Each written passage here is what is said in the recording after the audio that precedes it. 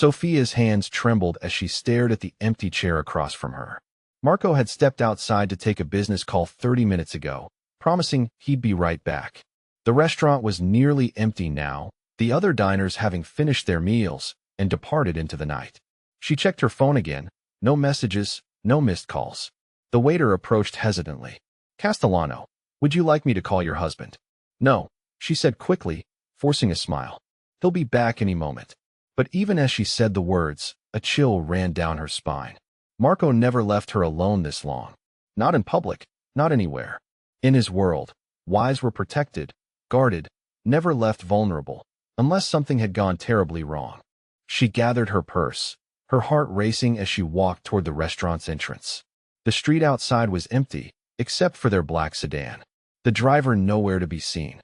Marco's bodyguards were gone, too. A piece of paper fluttered under the windshield wiper. With shaking hands, she pulled it free, reading the words that made her blood run cold. "Your husband chose his business over your safety. Now you'll learn what that choice costs. Come to Pier 47 alone or watch him die slowly. You have 1 hour." Sophia looked around frantically, but the street remained empty. Somewhere in the shadows, predators were circling, and the man who had sworn to protect her was nowhere to be found. Welcome back to Mafia and Romance. Tonight, we bring you a story filled with shocking twists and intense emotions that will keep you glued to your screen. Tell us in the comments where you're watching from, and subscribe to the channel. Your support is essential for us to keep creating these incredible stories. 2 hours earlier, Sofia Castellano had been getting ready for what she thought would be a romantic dinner with her husband. She chose the midnight blue dress he loved, the one that made him look at her like she was the only woman in the world. They had been married for 3 years, and she was still learning to navigate the complexities of being a mafia boss's wife. Marco was protective to the point of suffocation sometimes, but she understood it came from love. In his world, showing weakness meant death, and she was his greatest weakness. "You look stunning," he said when she emerged from their bedroom, his dark eyes appreciating every detail. "Thank you." She smoothed the silk fabric, still sometimes surprised by the expensive clothes that filled her closet now.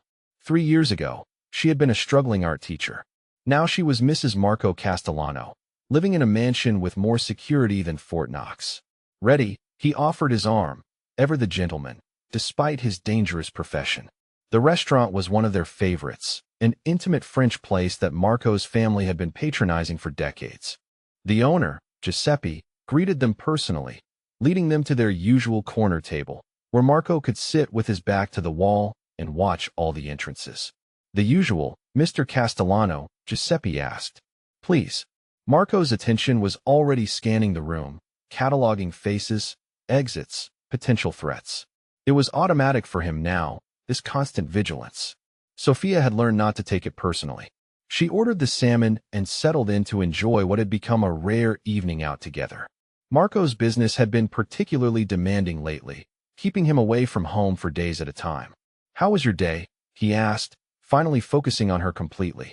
"I finished the mural for the community center." She had continued her art after their marriage, though now she donated her work rather than selling it. "The children are going to love it." "I'm proud of you," he said, reaching across to squeeze her hand. "You make the world brighter." It was moments like these that reminded her why she had fallen in love with him. Beneath the dangerous exterior was a man capable of incredible tenderness, someone who saw beauty in her art and encouraged her dreams. Their dinner arrived, and for a while they talked about normal things, her latest painting, a book she was reading, plans for redecorating the guest room. It felt almost like being a regular couple, if she ignored the fact that his bodyguards were stationed at nearby tables, and he kept a gun under his jacket. Then his phone buzzed. Marco glanced at it, his expression immediately shifting to business mode. "I need to take this." "Can it wait?" Sophia asked, though she already knew the answer. "I'm sorry, love. 5 minutes, I promise." He kissed her forehead and stepped outside, leaving her alone with her thoughts and the growing unease that always accompanied his mysterious phone calls. 5 minutes turned into 10, then 15. Sophia finished her wine and ordered another, trying to ignore the looks from other diners. She was used to being stared at. Being Marco Castellano's wife made her a curiosity in certain circles. But tonight felt different. At 20 minutes, She started to worry. Marco never broke his promises to her, especially not about something as simple as a phone call. The waiter refilled her wine glass with obvious concern. "Is everything all right, Mrs. Castellano?" "Fine," she lied, checking her phone again. Still nothing. She tried calling Marco, but it went straight to voicemail. That was unusual. He always kept his phone on when they were out together. At 30 minutes, she knew something was wrong. Sophia stood up, ignoring the curious stares from the remaining diners, and walked to the restaurant's entrance. The street outside was quiet, too quiet. Their car was still there, but she couldn't see Tommy, their driver, anywhere. She pulled out her phone to call Marco's security team, but before she could dial, she noticed the paper under the windshield wiper. With trembling fingers, Sophia read the note again, her mind racing. This was exactly the kind of situation Marco had trained her for. The reason he insisted she carry a panic button and memorize emergency protocols. But all of those protocols involved calling his security team, and the note explicitly warned against that. Her phone buzzed with a text from an unknown number. "We're watching. Come alone or watch him die." Sophia stared at the message, her heart pounding. Every instinct told her to call for help, to follow the safety procedures Marco had drilled into her. But the thought of him in danger overrode every rational thought. She had 1 hour to save the man she loved, and she was completely on her own. Sophia walked back into the restaurant on unsteady legs, her mind racing through possibilities. She could call Marco's lieutenant, Raphael, but that would take time she didn't have. She could contact the police, but Marco's business relationships with law enforcement were complicated at best. The note burned in her hand. Someone had taken her husband, the most powerful man she knew, and was using him as bait to get to her. But why? What could they possibly want with her? She paid the check with shaking hands, ignoring Giuseppe's concerned questions about Marco's whereabouts. Outside, she hailed a taxi, giving the driver an address 2 blocks from Pier 47. As the city lights blurred past the window, Sophia tried to prepare herself for whatever was waiting. She thought about the self-defense classes Marco had insisted she take, the gun he had taught her to shoot, the emergency procedures they had practiced. None of it had prepared her for this. The taxi dropped her off in a deserted part of the waterfront.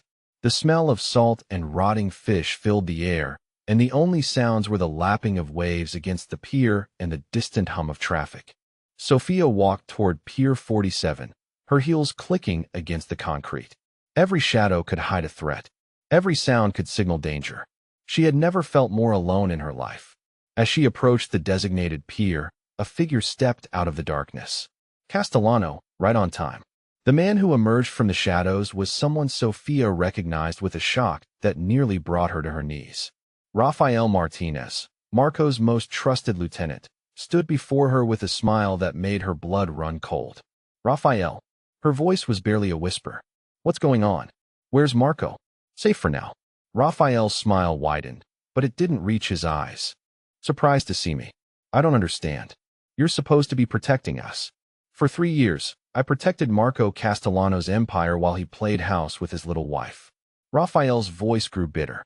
"Do you know what it's like to watch everything you've built be handed over to someone who doesn't deserve it?" Sophia's mind reeled. "What are you talking about? Marco's father promised me leadership of this family when he died. I was his right hand for 15 years. But then Marco came back from college, married his pretty little teacher, and suddenly I was just another soldier. Rafael, please, where's my husband?" "Your husband," Rafael spat, "is learning what happens when you trust the wrong people." He pulled out his phone, showing her a video feed that made her stomach drop. Marco was tied to a chair in what looked like a warehouse, blood trickling from a cut on his forehead, but he was alive. "What do you want?" Sophia asked, fighting to keep her voice steady. "What I've always wanted. Control of the Castellano family." Rafael put the phone away. "And you're going to help me get it." "I'll never help you." "Oh, but you will." Rafael stepped closer, and Sophia caught the scent of expensive cologne mixed with something darker. "Because if you don't, your husband dies, and then I'll hunt down every person you've ever cared about." Sophia's mind raced, searching for options. "What do you want me to do?" "Tomorrow night, there's a meeting with the Benedetti family. They're looking to form an alliance, merge territories. Marco was going to attend, but now he can't. So, you're going to go in his place. You're going to tell them that Marco is sick, that he's delegating authority to me."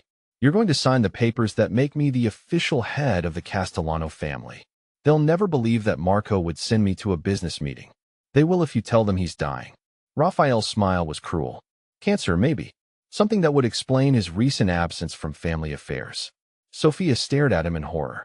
You're insane. I'm ambitious. There's a difference. Raphael checked his watch. You have 18 hours to prepare. Learn your story. Practice your performance.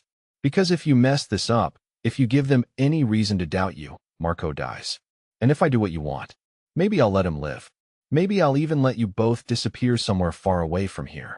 Maybe isn't good enough. It's the only guarantee you're going to get. Raphael turned to leave, then stopped. Oh, and Sophia, don't try to contact anyone. I have people watching you. People inside Marco's organization who are loyal to me. One wrong move, and your husband pays the price. As Raphael disappeared back into the shadows, Sophia sank onto a nearby bench, her whole body shaking. The man she had trusted, the man Marco had trusted, had betrayed them both. And now she was trapped in an impossible situation with no way out. Her phone buzzed with a text. Go home. Act normal. Tomorrow night. Warehouse 12, 8 p.m. Don't disappoint me. Sophia stood on unsteady legs and began the long walk home, her mind racing through possibilities. She could call the police, but Raphael was right. He had people inside Marco's organization. She didn't know who to trust. She could try to rescue Marco herself, but she had no idea where he was being held, and Raphael would be expecting that. Or she could play along, attend the meeting, and hope she could find a way to save Marco without destroying everything he had built. As she reached their mansion, Sophia noticed that the usual security guards were missing. Raphael's people, she realized. He had been planning this for a long time. Inside, the house felt empty, cold. She walked through rooms filled with memories of her life with Marco, wondering if she would ever see him alive again. In their bedroom, she found a note on her pillow.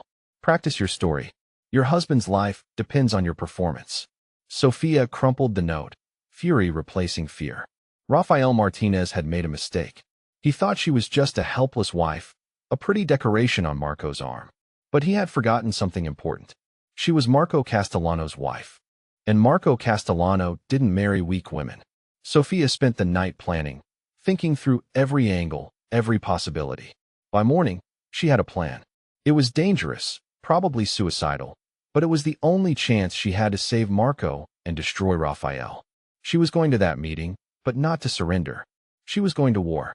The next evening, Sophia dressed carefully in a black suit that made her look professional, authoritative. She practiced her story in the mirror, perfecting the right mix of grief and determination. At 7:30 p.m., a car arrived to take her to the warehouse. The driver was one of Raphael's men, someone she didn't recognize. As they drove through the city, Sophia went over her plan one more time. Warehouse 12 was in an industrial district, surrounded by empty lots and abandoned buildings, perfect for a clandestine meeting and perfect for what Sophia had in mind. Inside, she found Raphael waiting with 3 men she recognized as heads of the Benedetti family. They looked surprised to see her instead of Marco. "Gentlemen," Sophia said, her voice steady despite her racing heart. "Thank you for meeting with me." "Mrs. Castellano," said the oldest of the 3, Lorenzo Benedetti. "Where is your husband?" "That's what I need to discuss with you." Sophia took a deep breath, preparing to deliver the performance of her life. "Marco is dying." The words hung in the air like a death sentence. Raphael smiled, thinking his plan was working perfectly. But Sophia wasn't finished. "He has maybe 6 months to live," she continued. "And he's asked me to ensure the family's future." By delegating authority to Rafael Martinez, Lorenzo asked. "No," Sophia said firmly. "By delegating authority to me." Rafael's smile disappeared. "What are you doing?" "What my husband asked me to do." Sophia turned to face the Benedetti men. "Marco wants me to take over the family. He's been training me for months, preparing me for this moment." "That's impossible," Rafael sputtered. "Women don't run families." "This woman does." Sophia's voice grew stronger. "And my first act as head of the Castellano family is to deal with a traitor." Before Rafael could react, Sophia pulled out her phone and pressed a button. Immediately, the warehouse doors burst open and federal agents poured in, weapons drawn. Rafael Martinez, Agent Rodriguez called out, "You're under arrest for kidnapping, conspiracy, and racketeering." Raphael's face went white. Did you really think I wouldn't figure out who I could trust? Sophia smiled coldly. Marco taught me well, and one thing he taught me was that loyalty is earned, not demanded. As Raphael was led away in handcuffs, Sophia turned to the stunned Benedetti men. Gentlemen, I believe we have some business to discuss. You're wearing a wire, Lorenzo Benedetti said, his voice deadly calm as the federal agents finished securing the warehouse. I am, Sophia confirmed, making no attempt to deny it. And you're all under arrest. Agent Rodriguez approached, his expression respectful. Are you ready to proceed? Sophia nodded, watching as the Benedetti men were read their rights. This was the moment she had been working toward for 6 months, ever since she first contacted the FBI about her suspicions regarding Raphael's loyalty. Where is my husband? She asked Rodriguez. We found him 20 minutes ago based on the location data from Raphael's phone. Rodriguez smiled. He's asking for you. The ride to the federal safe house felt like the longest of Sophia's life. When she finally saw Marco sitting on a hospital bed with his head bandaged, but very much alive, she nearly collapsed with relief. Sophia, he stood up, pulling her into his arms. Thank God you're safe. I was so scared, she whispered against his chest. When Raphael showed me that video. I know. Rodriguez told me what you did. You were incredible. Sophia pulled back to look at him. How long have you known about Raphael?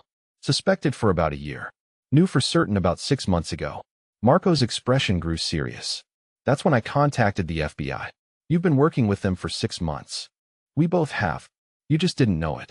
Sophia stared at him in confusion. What do you mean? Marco exchanged a look with Agent Rodriguez, who nodded. There's something I need to tell you. Something I should have told you a long time ago. I'm not really a mafia boss.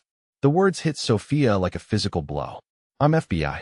Deep cover for the past 5 years. My mission was to infiltrate and dismantle the Castellano crime family.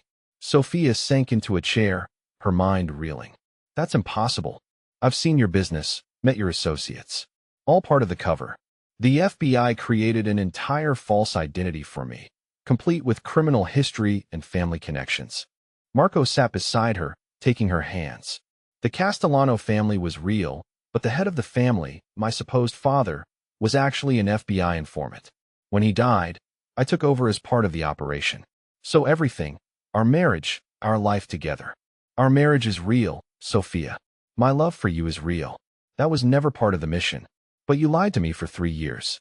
I had to, for your safety and for the success of the operation. Marco's voice was pleading. If you had known the truth, you could have been in danger, and Raphael was always suspicious, always watching. Sophia stood up, pacing the small room. So Raphael isn't really a traitor. He's just a criminal who figured out you were a cop. Actually, Raphael is FBI too. Sophia stopped pacing. Rafael Martinez has been my partner for 5 years. Last night was the final phase of our operation. Partner. Sophia's voice rose. He kidnapped you. He threatened to kill you. He staged my kidnapping to flush out the remaining members of the organization. We needed the Benedettis to reveal themselves, to make contact. Marco stood up, moving toward her. Sophia, I know this is a lot to process. Sophia laughed, but there was no humor in it. My husband is a federal agent. His supposed enemy is also a federal agent, and I've been living a lie for 3 years. Not a lie, Marco said firmly. Our love isn't a lie. Our marriage isn't a lie. The only lie was my job. Your job that involves pretending to be a criminal. My job that involves stopping real criminals. The Benedetti family was responsible for dozens of murders, drug trafficking, human trafficking. We stopped them. Sophia sank back into the chair, overwhelmed. So what happens now? The operation is over. Raphael and I will testify at the trials, and then we'll be reassigned. Wherever we want to go. The FBI is offering us new identities, relocation, whatever we need to start fresh. Sophia looked at him, this man she thought she knew. This stranger who was her husband. And what if I don't want to start fresh? What if I want my old life back? Sophia, what if I want to be married to Marco Castellano, not to some FBI agent whose real name I don't even know? Marco was quiet for a moment. My real name is Marco Mitchell. I'm from Ohio. I have a degree in criminal justice, and I've been in love with you since the day we met. When we met, you were pretending to be someone else. I was pretending to be a criminal. I wasn't pretending to love you. Sophia stood up again, needing space to think. I need some air. Sophia, wait. But she was already walking out of the room, leaving Marco behind with his explanations and his truths that felt like lies. Outside the safe house, Agent Rodriguez was waiting. Castellano, or should I say Mrs. Mitchell? I don't know anymore, Sophia said honestly. For what it's worth, Marco never wanted to deceive you. He fought the decision to keep you in the dark. But he did it anyway. Because he loved you. Because keeping you safe was more important to him than being honest. Sophia looked at the agent. How long have you known about Marco's real identity? From the beginning. About his feelings for you. Since about a week after you started dating. How he requested permission to tell you the truth. We denied it. He requested a transfer to a different case. We denied that, too. He threatened to quit the bureau if anything happened to you. Sophia felt tears prick her eyes. He did. Marco Mitchell is one of the best agents I've ever worked with, but he would have given it all up for you. And now he gets to choose. The criminals are in custody. He can stay with the bureau, or he can walk away. What does he want to do? That depends on you. Sophia looked back toward the safe house where Marco was waiting for her decision. 3 years of marriage, 3 years of love, 3 years of lies. But underneath all the deception, the man she had fallen in love with was still there. Marco Mitchell or Marco Castellano. He was still the man who held her when she had nightmares, who encouraged her art, who looked at her like she was his whole world. The question was, could she forgive him for the lies, and could she love him for the truth? Sophia found Marco sitting on the steps of the safe house, his head in his hands. When he looked up at her, she saw something she had never seen before in his eyes. Fear. I thought you might not come back, he said quietly. I thought about it. Sophia sat beside him, maintaining some distance.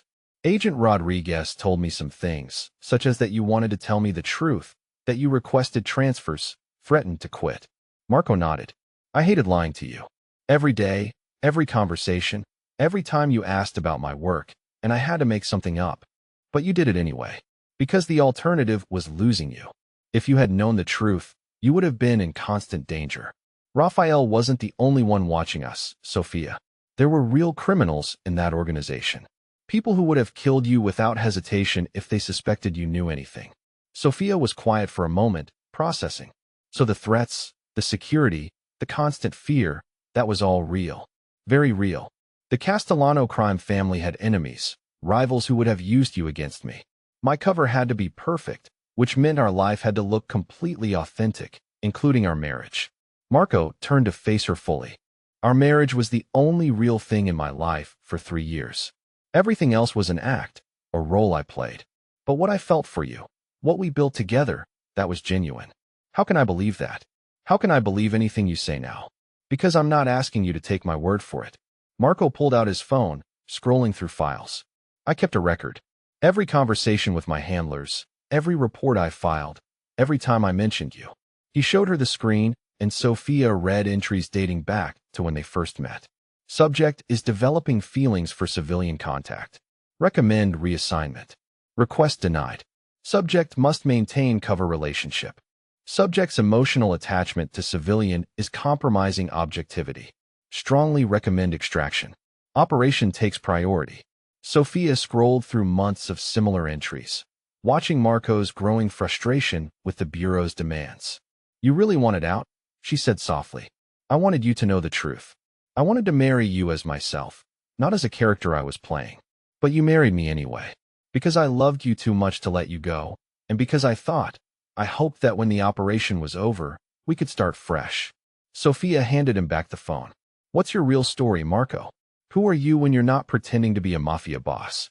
Marco smiled, and for the first time in years, it looked completely genuine. I'm from a small town in Ohio. My father was a police officer killed in the line of duty when I was 16. My mother is a teacher. I have a younger sister who's a doctor. They know about me. They know I'm married to an amazing woman who makes me want to be better than I am. They don't know the details of my cover, but they know you're real. What else? I wanted to be a cop like my father, but I was recruited by the FBI straight out of college. This was my first long-term undercover assignment. Marco paused. And my last. I'm done, Sophia. Win or lose, I'm walking away from undercover work. I can't live a lie anymore, especially not with you. Sophia felt something shift in her chest, a loosening of the anger and hurt she had been carrying. What would you do instead? Whatever you want. The Bureau offered us relocation, new identities, but we don't have to take it. I could transfer to a field office, work regular cases, or I could leave the FBI entirely, find something else. And what do you want? I want to wake up every morning as myself, married to the woman I love, building a life that's completely honest. Marco reached for her hand tentatively. I want to earn back your trust. Sophia looked at their joined hands, thinking about everything they had been through. The fear, the lies, the love that had somehow survived it all. The night Raphael took you, she said slowly. I was terrified, not just of losing you, but of losing the life we had built together. I know, but maybe the life we built was based on a lie. Marco's face fell, but Sophia continued. Maybe it's time to build a new one, based on the truth this time. Hope flickered in Marco's eyes. What are you saying? I'm saying that Marco Mitchell sounds like someone I'd like to get to know. Sophia smiled for the first time in days. And maybe someone I could fall in love with. Even after everything I've put you through. Especially after everything you've put me through. You chose me over your career, over your mission. You were willing to give up everything for me. I'd do it again. I know. That's why I think we might have a chance. Marco pulled her closer, and Sophia led him, feeling some of the walls around her heart begin to crumble. What happens now, she asked. Now we figure out who we are when we're not pretending to be other people. And Rafael Martinez is actually Rafael Rodriguez, Agent Rodriguez's younger brother. He'll be fine. Probably get a commendation for his performance. Sophia laughed, surprising herself. This is all so surreal. I know, but it's over now. The operation, the lies, the danger, it's all over, and we get to start fresh if you want to. Sophia looked at Marco, really looked at him, seeing past the Mafia boss persona to the man underneath. He was still handsome, still protective, still the person who had held her through nightmares and encouraged her dreams. But now she could see the exhaustion in his eyes, the relief of finally being able to tell the truth. I want to, she said, but I have conditions. Anything. No more lies, ever. Even if the truth is difficult or dangerous or complicated. And I want to meet your family, your real family. My mother is going to love you. And I want us to go to counseling. We have 3 years of deception to work through. Whatever you need. Sophia took a deep breath. And I want you to propose to me again. As yourself this time. Marco's eyes widened. Sophia, I want to marry Marco Mitchell, not Marco Castellano. I want a wedding where I know who I'm saying yes to. Marco stood up, pulling her with him. Then, to her surprise, he dropped to one knee right there on the steps of the federal safe house. Sophia Santos, he said, his voice shaking with emotion. My name is Marco Mitchell. I'm an FBI agent from Ohio who fell in love with an art teacher and spent 3 years lying to her to keep her safe. I'm not perfect. I'm not wealthy, and I don't have a criminal empire. But I love you more than life itself. And I promise to spend the rest of my life earning your trust and proving that what we have is real. Will you marry me? Sophia looked down at him. This man who had turned her world upside down and then helped her put it back together. Yes, she said, tears streaming down her face. Yes, I'll marry Marco Mitchell. As he stood and kissed her, Sophia felt like she was finally coming home. Not to a mansion filled with secrets and danger, but to the arms of a man who loved her enough to risk everything for her safety and happiness. The lies were over. The truth was just beginning. 6 months later, Sophia stood in a small church in Marco's hometown in Ohio, wearing a simple white dress and holding a bouquet of wild flowers. This time, she knew exactly who she was marrying. Marco waited at the altar, looking nervous and happy in a way she had never seen during their first wedding. His mother sat in the front row, tears streaming down her face, while his sister served as Sophia's maid of honor. Dearly beloved, the pastor began. We are gathered here today to witness the union of Marco Mitchell and Sophia Santos. Sophia smiled, hearing their real names spoken aloud in this sacred space. Everything about this wedding was different from their first one. Smaller, simpler, but infinitely more meaningful. Do you, Marco Mitchell, take Sophia Santos to be your lawfully wedded wife, to have and to hold in sickness and in health, for richer or poorer, in truth and in honesty, for as long as you both shall live? I do, Marco said, his voice strong and clear. Do you, Sophia Santos, take Marco Mitchell to be your lawfully wedded husband, to have and to hold, in sickness and in health, for richer or poorer, in truth and in honesty, for as long as you both shall live. I do, Sophia replied, meaning it with every fiber of her being. By the power vested in me, I now pronounce you husband and wife. You may kiss your bride. As Marco kissed her, Sophia felt complete in a way she never had before. This was real. This was honest. This was the beginning of their true life together. The reception was held in the church hall, decorated with Sophia's artwork and filled with Marco's family and friends from the FBI. Agent Rodriguez gave a toast that carefully avoided mentioning the specifics of their undercover operation, instead focusing on Marco's dedication and Sophia's courage. To Marco and Sophia, he raised his glass, who proved that love can survive anything, even the truth. As the evening wound down, Sophia and Marco stepped outside for some air. The small town was quiet, peaceful in a way that their old life had never been. Any regrets? Marco asked, a question that had become something of a ritual between them. Only one, Sophia said. What's that? That we didn't do this 3 years ago. Marco laughed, pulling her close. I love you, Sophia Mitchell. I love you too, Marco Mitchell. They had spent the past 6 months in counseling, working through the complex emotions surrounding their relationship. It hadn't been easy. There had been arguments, tears, moments when Sophia wasn't sure they would make it through, but they had both been committed to building something real, something honest. Marco had left undercover work, transferring to the FBI's art crime unit, where he could use his knowledge of criminal organizations to recover stolen artwork. Sophia had started teaching again, this time at a local college, and was working on her first gallery show featuring paintings inspired by their journey. What are you thinking about? Marco asked, noticing her distant expression. Just everything. How different our life is now. Better different, or worse different? Better. Definitely better. Sophia looked up at the stars, visible here in a way they never were in the city. I feel like I can breathe again. No more looking over your shoulder. No more wondering if the man I love is going to come home alive. No more lies, Sophia agreed. They stood in comfortable silence, holding each other under the Ohio sky. In the distance, Sophia could hear music from the reception, laughter from Marco's family, the sounds of a normal, happy celebration. Thank you. For what? For choosing me over your mission, over your career, over everything. You chose me. I'll always choose you, Marco said fiercely. In every life, in every situation, I'll always choose you. As they walked back toward the church hall, Sophia reflected on the strange journey that had brought them here. A year ago, she had been the wife of a Mafia boss, living in luxury but constant fear. Now she was the wife of an FBI agent, living in a small apartment but complete freedom. The money was gone. The mansion was gone. The designer clothes and expensive cars were all gone. But what remained was stronger than any of that material wealth. What remained was love, real, honest, tested love that had survived deception, danger, and the complete upheaval of everything they thought they knew about each other. Mitchell, Marco said as they reached the door. I like the sound of that. Good, because you're stuck with it for the next 60 years or so. Only 60. Fine, 70. But after that, we'll have to renegotiate. Sophia laughed, feeling lighter than she had in years.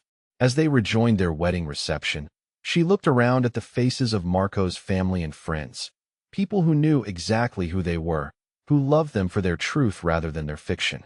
This was what happiness looked like. Not a mansion filled with secrets, but a church hall filled with honesty. Not a life built on lies, but a love built on truth. And as Marco spun her around the dance floor to a song played by his sister on an old piano, Sophia knew that every moment of fear, every tear shed, every sleepless night had been worth it to arrive at this moment. She was finally home, not in a place, but in the arms of a man who loved her enough to risk everything for her safety, and who trusted her enough to share his truth. Sometime later, they would build a house together, start a family, create a life filled with art and laughter, and the kind of ordinary moments that had once seemed impossible. But for now, it was enough to dance in a small church hall in Ohio, surrounded by people who knew their real names and loved them anyway. The lies were over, the truth was beautiful, and their love story was just beginning. Sometime later, Sophia stood in her art studio, putting the finishing touches on a painting that would be the centerpiece of her upcoming gallery show. The canvas depicted a woman walking away from shadows toward light, and it captured everything about her journey from deception to truth. "How's it coming along?" Marco asked from the doorway, holding 2 cups of coffee. Almost finished, she accepted the coffee gratefully, stepping back to examine her work. "What do you think?" "I think it's perfect, just like the woman who painted it." Sophia smiled, still feeling a flutter in her chest when he looked at her that way. 2 years into their real marriage, and she was still discovering new things about Marco Mitchell, like the fact that he made terrible jokes when he was nervous, or that he sang in the shower, or that he cried during sad movies. "Any word from the gallery?" he asked. "They want to extend the show for another month. Apparently, people are responding to the truth and redemption theme." "I'm not surprised. Your art has always been about healing." Sophia looked around her studio, filled with paintings that chronicled their journey. There were dark pieces from the early days of their marriage when she had been painting her fears without understanding them. Then came the chaotic works from the period of revelation and rebuilding.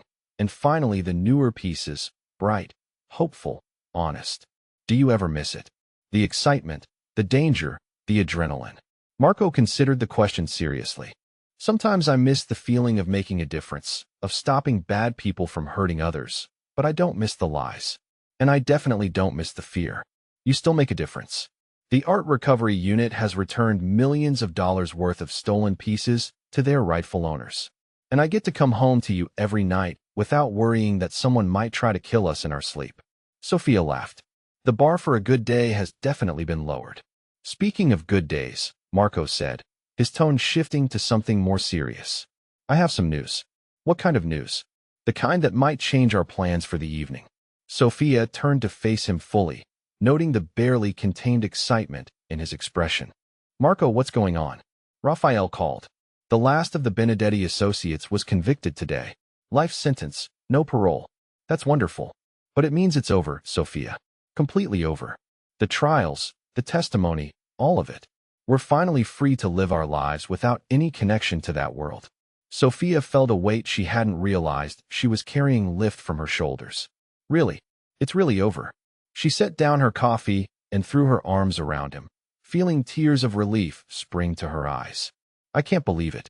We did it. We survived everything they threw at us, and we came out stronger."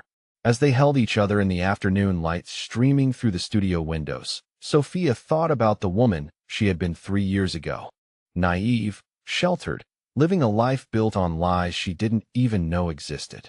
That woman would never have imagined she could survive what they had been through. But she had more than survived. She had thrived. She had found her strength, her voice, her truth. "What are you thinking about?" Marco asked. "Just how different everything is. How different I am. You're still the same woman I fell in love with. You're just more yourself now. More myself. Stronger, braver, more confident. The Sophia I married 3 years ago was beautiful, but she was hiding. The Sophia I married now shines." Sophia pulled back to look at him. "You know what I realized? I spent so much time being angry about the lies, about the deception. But maybe it was all necessary.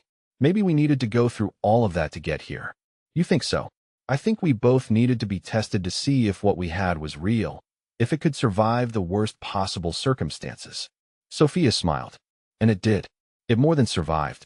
It flourished. So what now? What do we do with our completely honest, completely normal life?" Marco grinned. "I have some ideas. Such as, well, we could start with dinner. Then maybe a movie. Then maybe we could discuss those plans we've been making." "What plans?"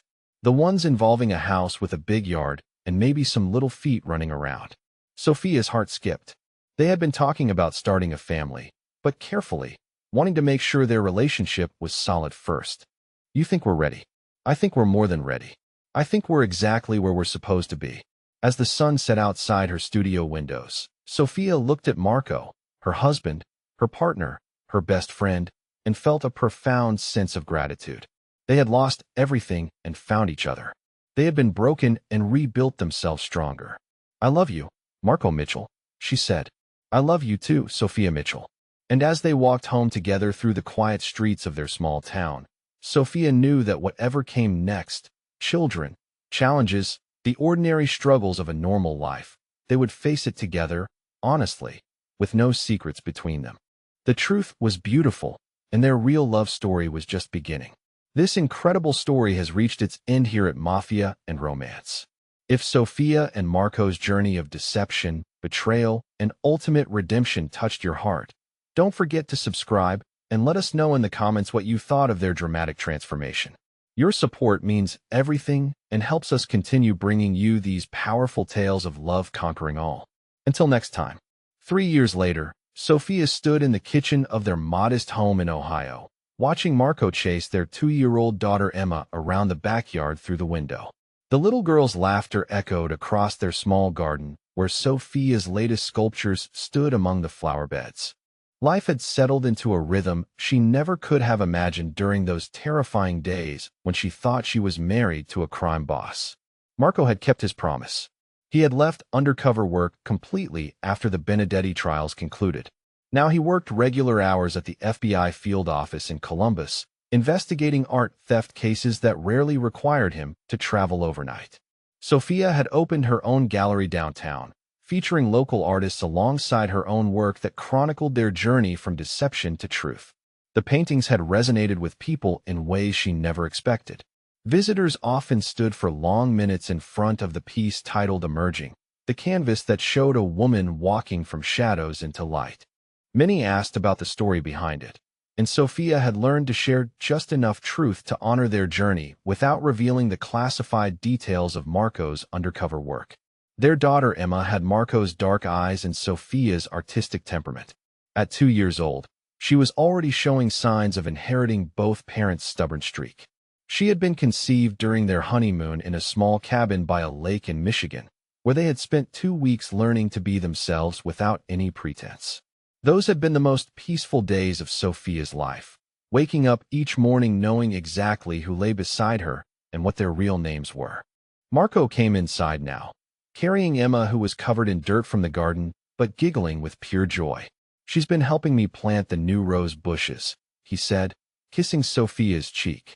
"By helping, I assume you mean she's been eating dirt while you did all the work." Emma held up her muddy hands proudly. "Mama, look. I see, sweetheart. You're very dirty. Let's get you cleaned up for lunch." As Marco carried Emma upstairs for a bath, Sophia reflected on how normal their life had become. Normal in the best possible way. Marco left for work each morning with a kiss and came home each evening with stories about recovered paintings and grateful museum curators. She spent her days at the gallery or in her studio, creating art that came from a place of honesty rather than hidden fear. They attended PTA meetings at Emma's daycare, had dinner with Marco's parents every Sunday, and argued about ordinary things like whose turn it was to take out the trash. But sometimes, late at night when Emma was sleeping and they were curled up together on their couch, Sophia would catch a distant look in Marco's eyes. She knew he was thinking about the cases he'd left behind, the criminals still operating somewhere in the shadows.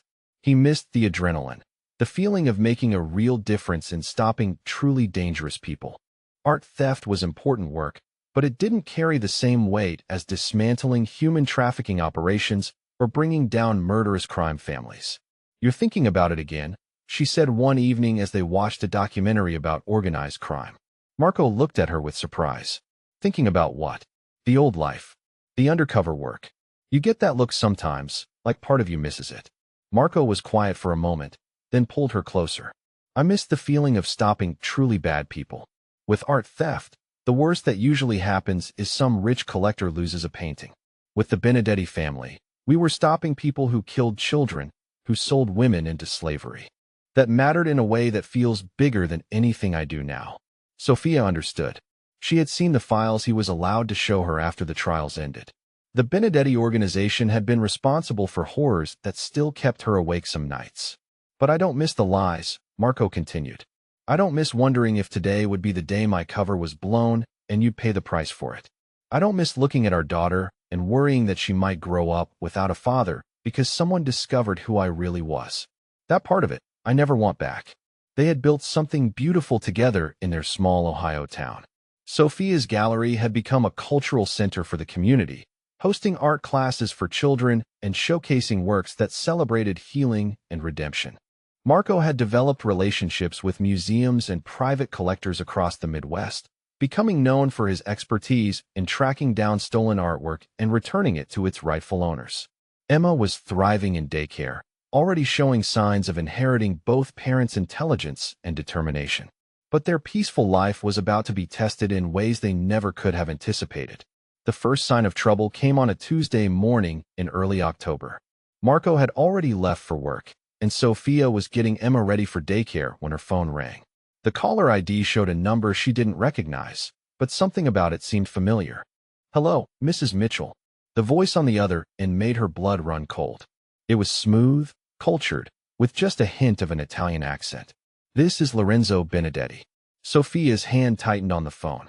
Lorenzo Benedetti was supposed to be serving life in prison without parole. She had watched him get sentenced herself, had felt relief wash over her as the judge pronounced the words that meant she and Marco would never have to fear him again. "I think you have the wrong number," she said carefully, not wanting to confirm her identity. "Oh, but I don't. I know exactly who you are, Sophia Santos Mitchell, wife of FBI agent Marco Mitchell, formerly known as Marco Castellano, mother of little Emma, owner of the Emerging Light Gallery on Main Street in your charming little town." Terror flooded through Sophia's veins. "How did you get this number? How are you even making this call?" "Technology is a wonderful thing, Mrs. Mitchell. Even from prison, a man with the right connections can reach anyone he wants to reach. And I've been wanting to reach you for a very long time. What do you want?" Sophia managed to keep her voice steady despite her racing heart. "I want justice. Your husband destroyed my family, sent my sons to prison, cost me everything I built over 50 years. And now it's time for him to pay the price. You were convicted. The case is over. You're in prison for life." Lorenzo's laugh was cold as winter. "Prison is just another place to do business, Mrs. Mitchell. My organization didn't die when I was arrested. It evolved, adapted, grew stronger. And now it's time to collect the debt your husband owes." "If you hurt my family," Sophia started, but Lorenzo cut her off. "I'm not going to hurt your family, Mrs. Mitchell. You are. Tomorrow night, there's going to be an accident at your gallery. A terrible fire, probably caused by faulty electrical wiring. Very tragic.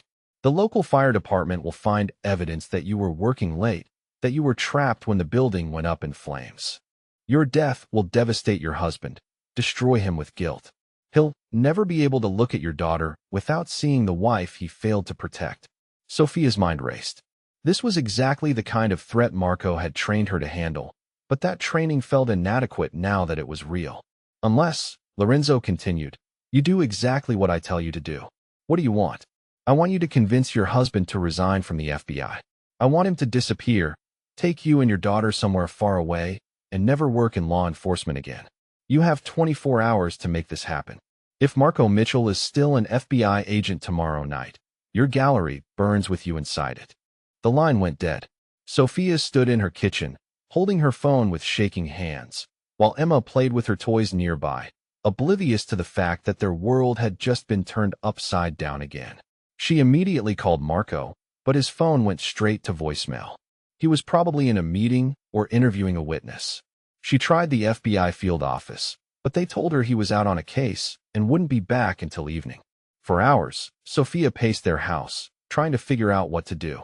She could call Agent Rodriguez, but he was based in Washington and might not be able to respond quickly enough. She could contact local police, but what would she tell them? That a man in federal prison had somehow threatened to burn down her gallery. It sounded impossible, even to her. By afternoon, she had made a decision. She drove to Emma's daycare and told them the little girl would be staying overnight at her grandmother's house. Then she called Marco's mother and asked if she could watch Emma for a few days, explaining that she and Marco needed some time to work through an issue. Marco's mother, Susan, agreed immediately, always happy to spend extra time with her granddaughter. When Marco finally came home that evening, he found Sophia sitting at their kitchen table with a bottle of wine and 2 glasses. She had spent the afternoon researching Lorenzo Benedetti online, learning everything she could about his organization and his family. She had also spent time in their home office, going through Marco's old files from the undercover operation, refreshing her memory on exactly what they were dealing with. "You look like you've had a rough day," Marco said, kissing the top of her head. "Where's Emma?" "With your mother. I told her we needed some alone time." Marco's eyebrows went up. "Everything okay?" Sophia poured wine into both glasses and handed him one. "We need to talk." "About what?" "About Lorenzo Benedetti calling me this morning and threatening to kill me if you don't quit the FBI. The wine glass slipped from Marco's hand, shattering on the kitchen floor. The red wine spread across the white tiles like blood, and for a moment neither of them moved to clean it up. "That's impossible," Marco said finally. "He's in federal prison. Maximum security. No phone privileges, no contact with the outside world except through monitored visits from his lawyer." "I know what I heard, Marco." Sophia pulled out her phone and played the voicemail Lorenzo had left after their conversation, where his voice was clearly audible, making additional threats. The sound of that cultured, menacing voice in their kitchen made Marco's face go pale. He got out his own phone and started making calls.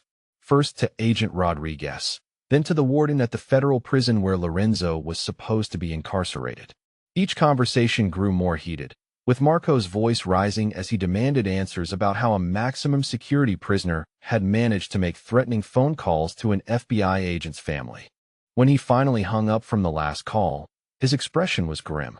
Lorenzo Benedetti died in prison 6 months ago. Heart attack in his cell.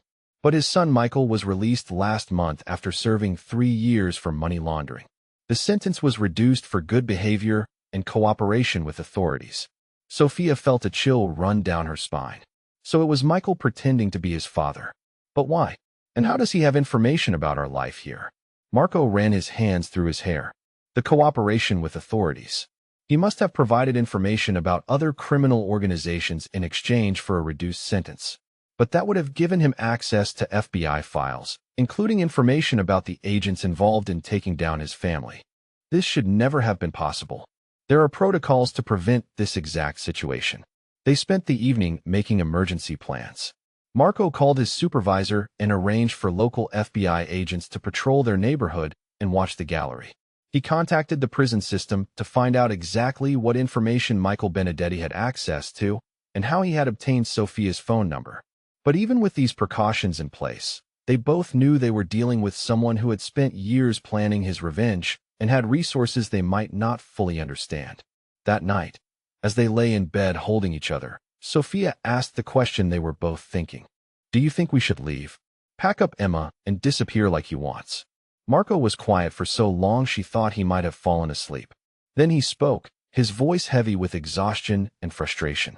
"If we run now, we'll spend the rest of our lives looking over our shoulders. Michael Benedetti will never stop hunting us. He's had 3 years in prison to plan this revenge, and he's not going to be satisfied with just scaring us away. We have to end this, permanently. But how do we fight someone who's operating from the shadows, someone we can't even locate?" Marco turned to face her in the darkness. "The same way we fought his father. With intelligence, planning, and by being smarter than he is. The FBI has resources Michael doesn't know about. And we have something his father never understood. We have each other, and we know how to work as a team." The next morning brought news that made their situation even more complex. Agent Rodriguez called to inform them that Michael Benedetti had not acted alone in threatening Sophia. Intelligence indicated he had reformed a smaller version of his father's organization, recruiting former associates who had been released from prison in recent years. They were operating as a specialized crew focused on revenge against law enforcement officers who had been involved in taking down major crime families. "This changes everything," Rodriguez explained during a conference call with Marco and Sophia. "You're not just dealing with one angry son seeking personal vengeance.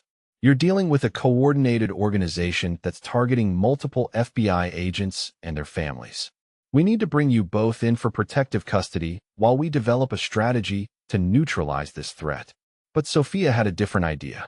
Instead of hiding from Michael Benedetti, she wanted to draw him out into the open.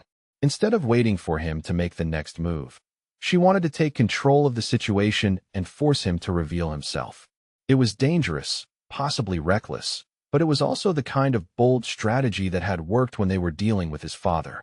"I want to be the bait," she told Marco and Rodriguez during their planning session. "Michael wants revenge against you, Marco, but he's targeting me because he knows losing me would destroy you. So let's give him what he thinks he wants. Let's make him believe he has the perfect opportunity to take me, and then we'll be ready for him." The plan they developed was risky but elegant in its simplicity. Sophia would return to her gallery that evening, making it appear as though she was working late on a new exhibition. The building would be under surveillance by FBI agents. but they would remain hidden until Michael made his move. When he appeared to carry out his threat, they would capture him and hopefully roll up his entire organization. Marco hated every aspect of the plan that put Sofia in danger, but he also recognized that it was their best chance to end the threat permanently. Michael Benedetti expected them to hide, to run, to react with fear. Instead, they would respond with the kind of tactical thinking that had made Marco successful as an undercover agent and Sofia formidable as his partner. As evening approached, Sofia prepared for what might be the most dangerous night of their new life together. She dressed carefully in dark clothing that would give her mobility if she needed to run. She reviewed the emergency signals she would use to communicate with the FBI surveillance team. Most importantly, she spent an hour on the phone with Emma, who was safe at her grandmother's house but confused about why her parents weren't there to say goodnight. "I love you, sweetheart," Sofia said, trying to keep the emotion out of her voice. "Mommy and Daddy have some work to finish, but we'll see you very soon." "When will you come get me?" Emma asked in her small voice. "Tomorrow, baby. Tomorrow, everything will be back to normal." As Sofia hung up the phone, she realized that she was making a promise she might not be able to keep. But she was determined to try, because the alternative was spending the rest of their lives in hiding, always wondering when Michael Benedetti would find them again. The gallery after dark felt different than it did during the day. Sofia's artwork, which usually brought her comfort and pride, now seemed to watch her from the walls like silent witnesses to whatever was about to unfold. She moved through the space, turning on lights and making it obvious that she was alone and vulnerable. Every shadow could hide a threat. Every sound from the street outside could signal Michael's arrival. But she had learned to manage fear during those terrible nights when she thought Marco might not come home from his dangerous work. She could do this. The attack, when it came, was not what they expected. Instead of Michael Benedetti appearing with gasoline and matches to burn down the gallery, the lights simply went out. All of them, simultaneously, plunging the space into complete darkness. Sofia immediately pressed the panic button that would alert the FBI surveillance team. But when she tried to move toward the emergency exit, she found her way blocked by figures she couldn't see clearly in the blackness. "Good evening, Mrs. Mitchell," came a voice she recognized from the phone call, though it was younger than Lorenzo's had been, with less of the Italian accent. "I'm Michael Benedetti, and we have some business to discuss." Emergency lighting kicked in after a few seconds, casting eerie shadows throughout the gallery. Sofia could now see Michael clearly for the first time. He was in his early 30s, tall and lean with dark hair and his father's intelligent eyes. But where Lorenzo had carried himself with the confidence of a man who had spent decades building power, Michael had the hungry desperation of someone trying to reclaim what he felt had been stolen from him. He was not alone. Two other men flanked him, both carrying weapons that they kept pointed toward the floor, but ready to raise at a moment's notice. "Where's the FBI, Mrs. Mitchell?" Michael asked, looking around the gallery with amusement. "Where are the agents who are supposed to be protecting you? You didn't really think I would walk into such an obvious trap, did you?" Sofia's heart sank as she realized their plan had been compromised somehow. Michael knew about the surveillance. He had found a way to neutralize the FBI agents or avoid them entirely. This was not the scenario they had prepared for, and she was truly on her own now.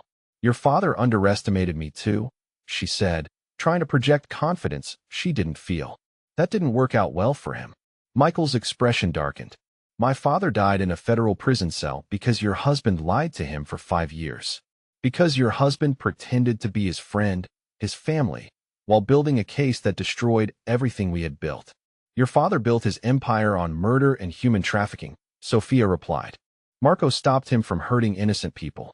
"That makes your husband a hero in your eyes," Michael said, stepping closer. "But it makes him a traitor in mine. And traitors pay a price." Before Sofia could respond, the sound of breaking glass came from the front of the gallery. The FBI surveillance team was finally making their move, but Michael's men were ready for them. Gunfire erupted throughout the space, and Sofia found herself caught in the middle of a battle she had hoped to avoid. She dove behind a large sculpture, pressing herself against the wall and trying to stay out of the line of fire. The artwork around her was being destroyed as bullets flew through the space, shattering paintings and sculptures that represented years of her creative work. In the chaos, she lost track of Michael. The emergency lighting was flickering now, damaged by the gunfire, creating a strobing effect that made it difficult to see clearly. She could hear shouting from the FBI agents as they tried to coordinate their response, but she couldn't tell if they were winning or losing the firefight. What she did know was that she needed to get out of the gallery before someone decided to use her as a human shield or bargaining chip. Sophia began crawling toward the rear exit, staying low and using her artwork as cover. She had almost reached the back door when a hand grabbed her ankle, dragging her backward. Michael Benedetti had found her hiding spot and was pulling her toward the center of the gallery where the gunfire was heaviest. "You're coming with me, Mrs. Mitchell. Your husband is going to watch me kill you, and then he's going to understand what it feels like to lose everything." But as Michael hauled her to her feet, something unexpected happened. Marco appeared in the gallery's rear entrance, not in FBI tactical gear, but dressed in the same dark clothing that Michael's men wore. For a moment, Sophia thought her eyes were playing tricks on her. Then she realized what had happened. Marco had infiltrated Michael's group the same way he had infiltrated the original Benedetti organization years earlier. He had been working undercover again, getting close to Michael and his associates so he could be in position to protect her when the attack came. "Boss," one of Michael's men called out. "We need to go. The FBI has the building surrounded." Michael looked around frantically, realizing that his carefully planned attack had turned into a trap. Marco was moving through the shadows, taking down Michael's associates one by one with the skills he had learned during years of undercover work. The FBI agents were closing in from the front. Michael's escape routes were being cut off systematically. In desperation, Michael pressed a gun to Sophia's head. "Everyone stops moving, or she dies right now," he shouted. The gunfire ceased immediately. Marco froze in position near a damaged painting, his eyes locked on Sophia's face. The FBI agents held their positions at the front of the gallery. For a moment, the only sound was their heavy breathing and the distant wail of sirens approaching from outside. "Let her go, Michael," Marco said quietly. "Your fight is with me, not with her." "My fight is with both of you," Michael replied. "You destroyed my family. You took away everything I ever cared about. Now you get to watch me take away everything you care about." But as he spoke, Michael made a crucial mistake. He turned slightly to face Marco directly, loosening his grip on Sophia just enough for her to break free. She ducked and rolled away from him, using techniques Marco had taught her during their self-defense training. Michael spun to follow her movement, but Marco was already moving, tackling Michael to the ground and disarming him in one fluid motion. The fight was over in seconds. FBI agents swarmed into the gallery, securing Michael and his remaining associates. Paramedics arrived to check Sophia for injuries. The gallery was destroyed, but everyone was alive, and the threat that had hung over their family was finally eliminated. As Sophia sat in the back of an ambulance, being checked for cuts and bruises, she watched Marco giving his statement to Agent Rodriguez. Even after everything they had been through, he had been willing to go back undercover to protect her and Emma. He had risked his life and his career to ensure their family could continue living in peace. When he finally finished with the federal agents and came to check on her, she pulled him close and held him tightly. "You went back undercover without telling me," she said quietly. "I had to. Rodriguez contacted me yesterday after we learned about Michael's organization. They needed someone inside his group, someone who could get close enough to protect you when he made his move. I'm sorry I couldn't tell you. The operation had to remain classified until it was over." Sophia understood. Marco had done what he always did. He had put her safety and Emma's safety above everything else, even above the promise he had made to leave undercover work forever. But she also knew that this had to be truly the end. They couldn't keep living their lives waiting for the next threat, the next criminal organization seeking revenge. "We need to disappear completely this time," she said. "New identities, new city, new life." "Rodriguez is already arranging it," Marco replied. "By tomorrow, Marco and Sophia Mitchell will cease to exist. We'll become whoever we need to become to keep our family safe." That night, as they packed their belongings and prepared to leave their Ohio life behind, Sophia felt a mixture of sadness and relief. Sadness because they were losing the community they had built, the gallery she had poured her heart into, the normal life they had worked so hard to create. Relief because Emma would grow up without the shadow of her father's past hanging over their family. They would have the fresh start they had always wanted, truly free from the consequences of Marco's undercover work. Emma, now 3 years old, was confused about leaving her grandmother and the only home she could remember. But children adapted more easily than adults, and Sophia knew that wherever they ended up, they would build something beautiful together. The three of them were a family, bonded by love and tested by challenges that had only made them stronger. Their love story was continuing, just in a new location with new names and new possibilities. 6 months later, in a small coastal town in Oregon, a woman named Claire opened an art gallery featuring paintings about second chances and new beginnings. Her husband David worked as a consultant, helping museums improve their security systems. Their daughter Kate attended preschool and was learning to love the ocean the way she had once loved the Ohio countryside. They were no longer the same people who had started this journey years ago as Marco and Sophia, but they carried the best parts of those identities forward into their new life. Sometimes, late at night when Kate was sleeping and they were walking along the beach near their cottage, Claire would ask David if he missed the excitement of FBI work. And David would tell her the same thing Marco had once told Sophia. He missed the feeling of making a difference, but he never missed the fear. What they had now was worth more than any case he could solve, any criminal he could catch. They had each other, they had their daughter, and they had the truth. Everything else was just details. Their love had survived deception, betrayal, violence, and constant danger. It had evolved and grown stronger with each challenge they faced.